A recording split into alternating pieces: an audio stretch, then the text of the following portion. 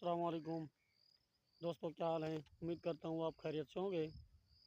जी दोस्तों, आज हमने एक जगह पे दो सिस्टम इंस्टॉल किए हैं, तो हम इसका जायज़ा लेते हैं कि ये कैसे वर्क कर रहे हैं और इसमें क्या क्या खसूसियात हैं।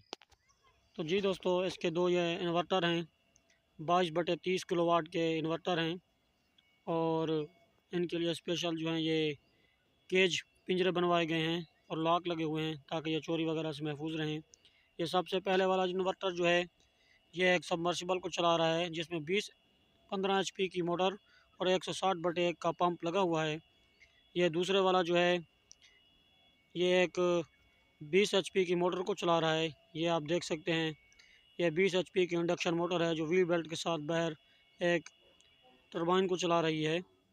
उसके ये सोलर पैनल हैं, ये 4 हिस्सों में डिवाइड किए गए हैं, लेकिन इनकी सीरीज़ें जो हैं ये 5 सीरीज़ें बनी हुई हैं। एक की जो है ये 15-15 की 2 मर्सिबल के लिए और टरबाइन के लिए 14-14 की 3। ये टोटल जो हैं 72 सोलर पैनल हैं, ये आप देख सकते हैं। और ये मर्सिबल जो है 30 सोलर पैनल पे चल रहा है।